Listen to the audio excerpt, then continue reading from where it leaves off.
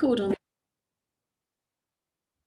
Hi, good morning. It's Tales from the Shed. We're back online. So I'm Alison. I'm Anne. And we're just kind of get together and talk about things that have come up, really. So one of the things we were just chatting about was we've got a lot of division at the moment. A lot of people are either this side of the debate or this side of the debate. And like religion, people don't move and cohese very well at the moment. So people are becoming entrenched with goodies and baddies.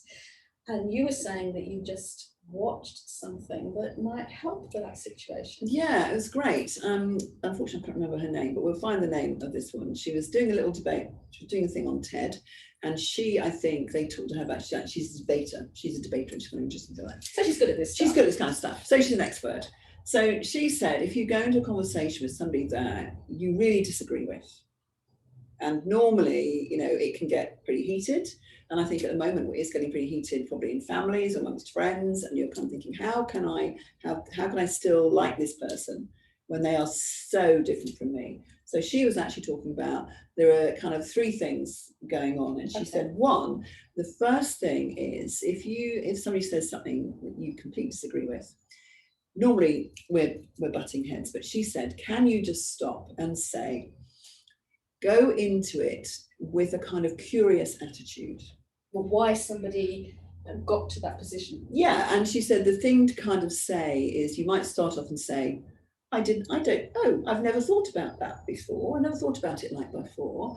Could you explain to me how I might then be able to see how you've come to that point of view? So it's go into it with curiosity. So you're not actually thinking, could you please stop talking so I can start my... Yeah. Okay. Yeah. So it's like being curious about the other person's point of view. And she was also talking about the thing as the more curious you are with somebody else, they might then be curious about you. But she says in any conversation, it has to just take one person that's prepared to do this. So it doesn't matter whether you think the other person is going to play the game, you could just do that. And the second thing which I thought was quite nice, she said, regards the conversation as a bit more like a climbing wall. Okay. Yeah. As an ex-climber, I'm curious about how that works. So she's kind of saying that as you're climbing, what you're doing is you're finding new ways, you're kind of building on what you've done before. So she said it's not like, it's a kind of open and shut thing. It's not like running a race and getting from here to here. It's a climbing wall. You might be going in different directions. So she was kind of describing it a bit like that. And the final thing is she says, just always have an idea about what is the purpose of this conversation. Okay. What do we want to get to at the end? And if you expect people to kind of leave the conversation thinking the same thing that they thought when they went into it, that's probably not very productive. And probably what will happen. But, so she's kind of saying, so those are the kind of things to bear in mind. And what I quite liked at the end was she said, with the proviso then, you might actually at some point, or when you're kind of going to give is it worth the bother? Is the thing to think about. Is this somebody that you really want to kind of continue this? So I think it's interesting when we look at those kind of conversations that are going on, and people want to convince you of something else. I mean, I was looking at something else. I'm thinking, I've got to stop looking at Facebook because it's just not productive. Because people put something up and then you can get angry or sad about it. And then if you make the mistake, like I did this morning, I looked at the comments on something and I was just like, then there was a bit of name calling and then people kind of saying, oh, you don't understand this, you don't understand that. And it was just really nasty. And I kind of thought, I don't really want to play in that playground. Thank you very much. But do I want to have conversations with those people? Is it important for me to have that conversation, make those people agree with me?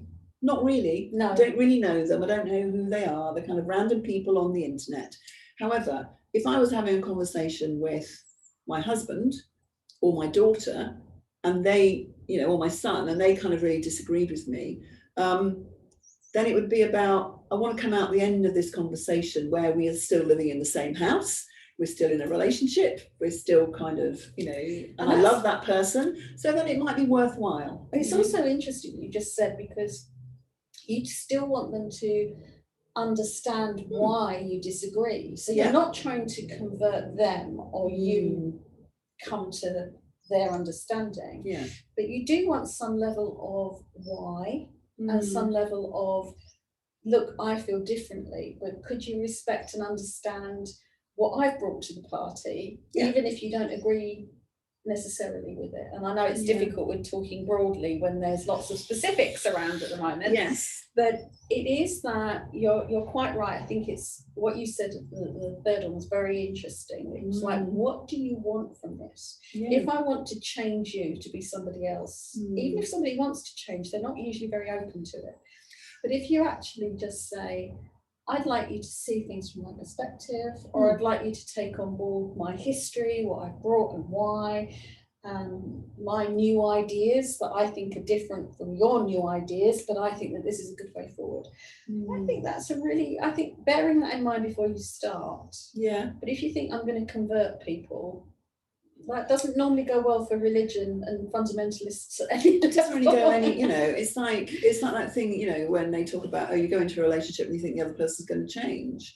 How successful is that? How many people have had that experience? Nobody, I would expect. Nobody. No, because it's like, and it's all that thing, do you still want to keep changing? It's like, you have those conversations where people kind of say, oh yeah, well, if only he would do this, if only she would do that. And I keep telling them, but they just don't. And you're thinking, well, that's because they don't think it's a priority for them. And also, wherever you're at, and I've had interesting conversations with my son who's autistic, and you say, I'm going to change you and help you go into the world and enjoy it differently. And that feels really scary. Whereas actually you're going, you're perfect. Nobody needs to change. Yeah. We just have to find a way of relating differently. And I think it's not about changing and convincing, it's relating and understanding.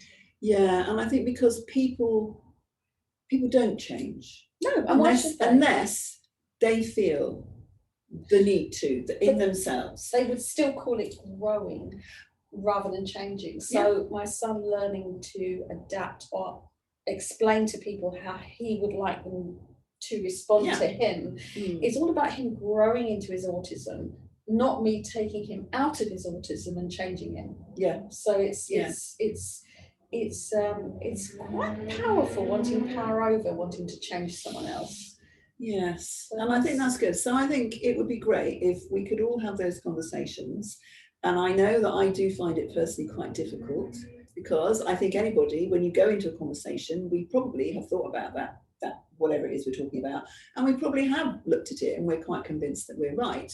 And then you meet somebody that doesn't agree with you, it can be quite difficult. So I think giving up on the idea that I'm going to convert that person to my point of view is the first step. And also just having that idea about what is the purpose of this conversation? It's just really, like you say, so they'll understand me a bit better and maybe I'll understand them a bit. So it may be that you do leave that conversation, you haven't changed, but you do have an understanding of what the other person's on about. Which I would argue is a great change. Okay.